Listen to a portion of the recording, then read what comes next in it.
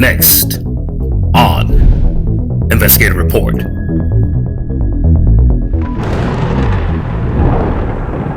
Run on the banks. Fears of a global depression. The Dow Jones U.S. Banking Index was designed to measure the performance of U.S. companies in the banking sector. This in an effort to protect investors. The recent collapse of Silicon Valley Bank, after the Federal Reserve chose not to intervene, made depositors anxious even after they were given access to their own money.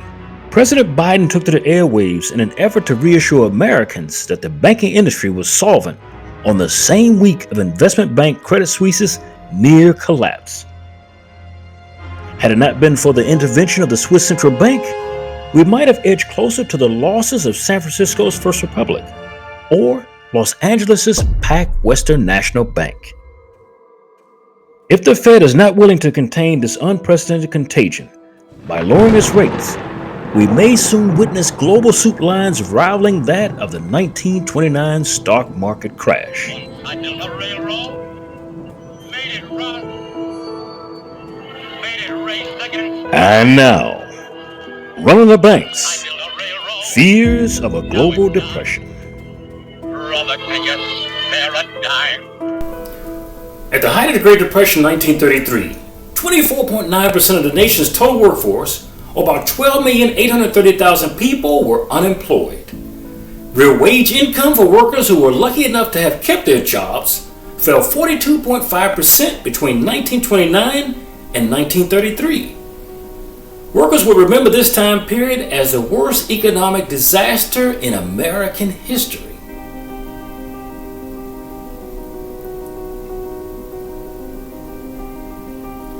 To add insult to injury, the Great Depression of the 1930s caused a devastating epidemic of poverty, hunger, and homelessness, far greater than the Obama-era Great Recession of 2007 to 2009. During the Great Depression, there were 2 million homeless people migrating across the United States.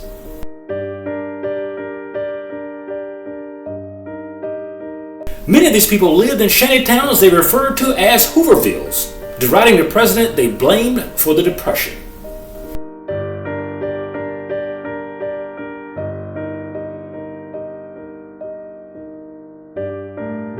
Among the suggested major causes of the Great Depression is the stock market crash of 1929, the collapse of the world trade due to the Smoot-Hawley tariff, which President Hoover signed into law.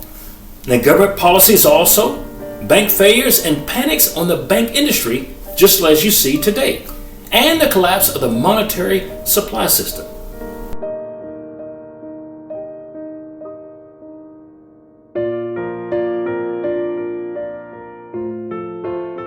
The Smoot-Hawley Tariff Act originally goal was to increase U.S. farmer protection against agricultural imports. And once other sectors caught wind of these changes, a large outcry to increase tariffs in all sectors of the economy followed.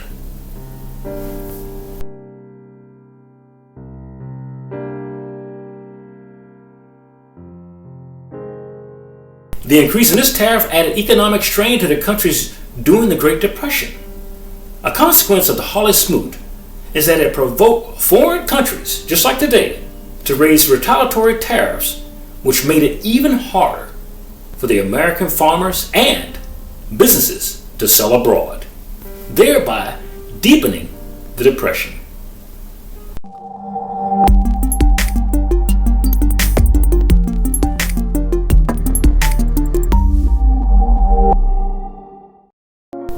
With farm work now being depressed, farm workers joined unemployment city workers who rode the rails illegally by cargo train during the Great Depression. Many people forced off farms heard about work hundreds of miles away, or perhaps even half a continent away, and they wanted to get there, whatever means possible. Often the only way they could get there was by hopping on freight trains as transportation.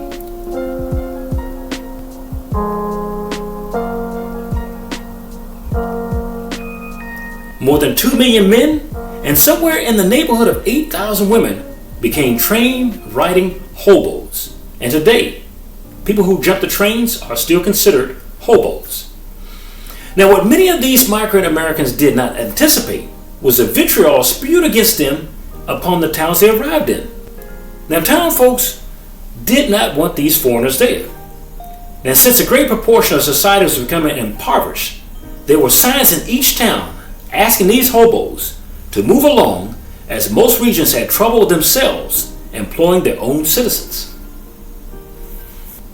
In today's era of easy money, most Americans are far removed from the 1930s and simply do not understand what entails a nation deteriorating into a recession, let alone a depression.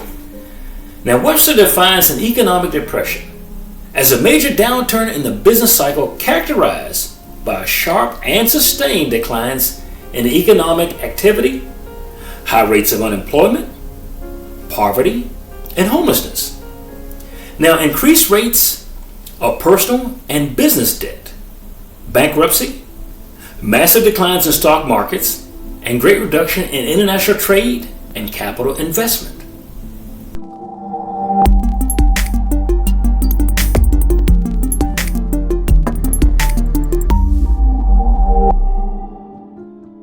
The last U.S. depression lasted for a decade, with the unemployment rate reaching 25% and wages falling by 42%. In this issue of Investigative Report, we hope to explain to you how some of the metrics it takes to arrive at a Great Depression.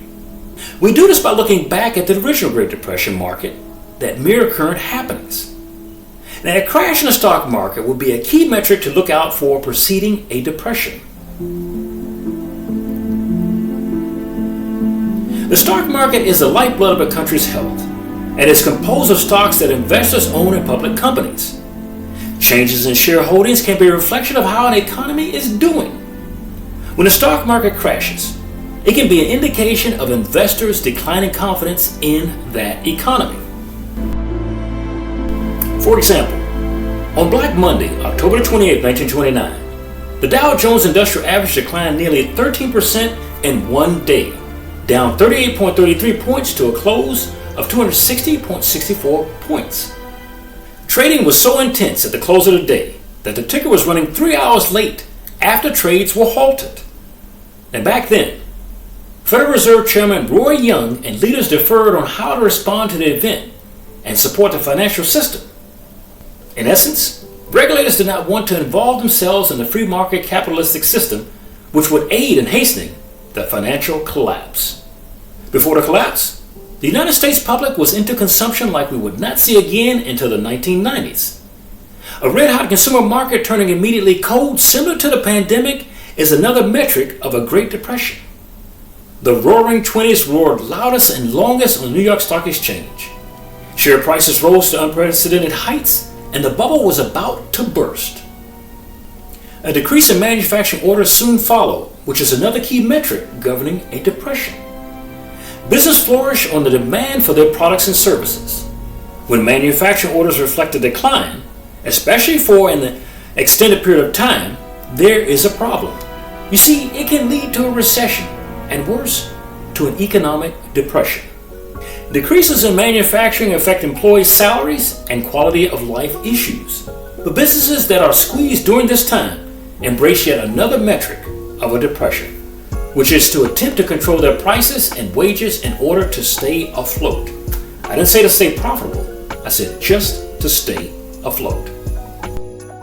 Also, when wages are controlled by the government and companies are not allowed to lower them, businesses may be forced to lay off employees just to survive. Not to thrive, just to survive.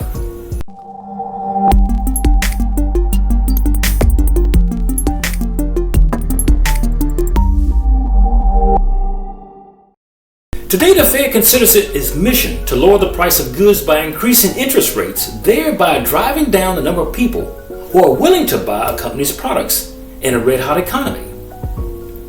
If the Fed gets this wrong at any particular stage in the controls game, it activates yet another metric on the road to a depression, which is deflation by manufacturing. Simply put, deflation is the lowering of consumer prices over time. It may seem like a good thing, because people can now afford to buy more commodities.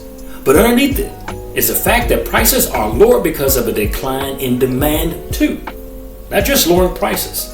People are not buying anymore. We're going slowly down the tubes. Yet another strong metric on the road to depression is oil price hikes. Now, oil price hikes can cause a ripple effect on almost everything in the market. When it happens, consumers lose their purchasing power, which can lead to a decline in demand. This key factor is different than the 1929 crash of oil prices. Now, collapse along with the share prices of oil company stocks back then, they were connected. The difference between the two periods is that we are now a global community that has fossil fuels as its lifeblood. If a consumer cannot get to their job, hospital, grocery store, or heat their homes because they have been priced out of the petroleum market, it ultimately ends up affecting the entire global system. When people feel they have no control over a system they pay into, it propels the next metric of a depression, which is a loss of consumer confidence. And you might hear this a lot on television. And when consumers are no longer confident in the economy, they will alter their spending habits and eventually reduce the demand for goods and services, which leads to a cascading business failure of epic proportions. The remaining factors that led to the stock market crash in 1929, which we see occurring now, are significant market speculations within the stock market. The early market crash from over-speculation. Over-speculation is when stocks become worth a lot more than the actual value of the company. Remember this, stocks become worth more than the actual company. Today we find many stocks that are actually overvalued that are household names like Amazon, McDonald's, Walt Disney, and the like. Now back then as now, people saw the stock market as a form of gambling or a lottery system where they can put in to win, but it is not that. Americans were buying stocks on credit from the banks, but the rise in the market wasn't based on reality. Expansion of personal debt is another telltale sign then as now. Currently, the average household debt has increased by over $12,000, up 8%. In 2022, the average U.S. household had more than $167,000 in debt. Amazing.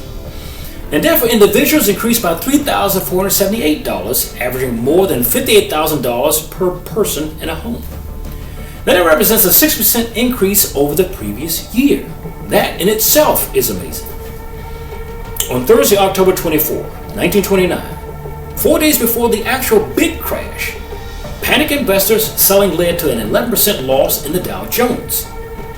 At the end of the market day, the Dow closed at 299.5 points, a 20% decline from the previous day's high. Now, you can imagine that today with a stock market of 31,000 points. A crashing market affects those who have shares and to a great extent those who have no stocks whatsoever, because the stock market finances the businesses they work at each day. If you work for a large corporation in America, they most likely are invested in the stock market. Now, similar to what could happen today, the crash affected many more than our relatively few Americans who invested, as I said before, in the stock market. As you might notice, only 10% of households have investments. Now, over 90% of all banks had invested in the stock market. That's a big difference. Many banks failed due to their dwindling cash reserve, just as the banks that have folded in America this particular month. Currently, there are approximately 600 publicly listed banks in the U.S. today, with about 550 listed on the NASDAQ to include Wells Fargo. Now, the balance being on the New York Stock Exchange to include Bank of America. So if you have any of these one branches, you know where they are now. And since we have more banks on the publicly traded markets, we face a greater risk to the financial system than we ever did in 1929.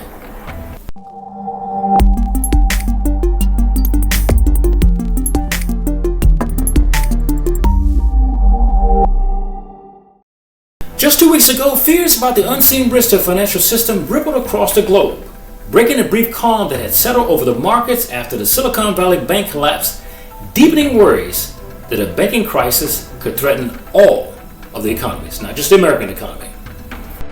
The turmoil in the markets was set off by a panic over the health of Credit Suisse, the 166-year-old Swiss bank that has been reeling from years of mismanagement and poor risk control, and that warned about problems in its very own accounting practices. Though the Swiss bank's difficulties differ from the woes of American banks that have collapsed in recent weeks, concerns about the Credit Suisse added to a sense of dread about the economy in general. In an attempt to calm investors' nerves, Switzerland's central bank said that it would step in, if necessary, to keep Credit Suisse afloat. And several hours later, the troubled lenders said it would borrow up to 50 billion Swiss francs, or about $54 billion from the central bank to ward off concerns about its financial health. Before this, ill health predictions of Credit Suisse caused the S&P 500 to end with a decline of 0.7% after the news recovered from a larger fall earlier in the day. But trading in the bond and commodities markets signaled that investors were worried about the economy. Oil prices slid to their lowest levels in more than a year, while yields on the U.S. government bonds also lurched downward. Now, this is a nightmare scenario of epic proportions when you see downward pressures on oil, banking, and bonds at the same time. As with any commodity, stock or bond, the laws of supply and demand causes oil prices to change. When supply exceeds demand, prices fall. Now, the inverse is also true. When demand outpaces supply. Wall Street has been on edge ever since the collapse of Silicon Valley Bank and Signature Bank, which were seized by regulators after suffering devastating runs on deposits. Worse still is the regulators and the White House itself are requesting a report on why it is that bonuses were passed out to Silicon Valley Bank executives just prior to its collapse. And has some global fears of depression abroad, Credit Suisse's shares plunged to a new low after the bank's largest shareholder, Saudi National Bank, ruled out providing it with more money as it struggles with its latest turnaround attempt. Although the Swiss National Bank said it stood ready to support Credit Suisse if necessary, but not before shares across Europe were also hard hit, with stocks of many of the region's biggest banks falling sharply. Credit Suisse's collapse can be attributed to multiple scandals that have rattled investors in recent years, including the mismanagement of funds, which was uncovered in its own 2022 financial report. The bank closed the 2022 fiscal year with a loss of nearly $8 billion, its biggest loss since the 2008 global financial crisis. And the rating agencies have noted that the European banks have less exposure to the same risks that took down small lenders in the United States, while investors took some comfort from the very swift actions taken by the authorities around the world.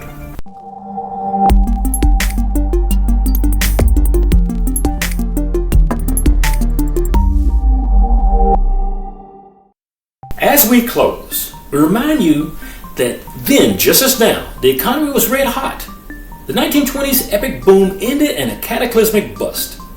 On Black Monday, October 28, 1929, the Dow declined nearly 13%. On the following day, Black Tuesday, the market dropped nearly 12%. By mid-November 1929, the Dow had lost almost half of its current value. If this phenomenon occurred today, you could imagine the stock market opening the week at over 30,000 and closing that following month at around 15,000 points without the downward pressure of a COVID emergency or the volatility of a declared national war. For Investigative Report, this is Charles Rivers. We thank you for watching.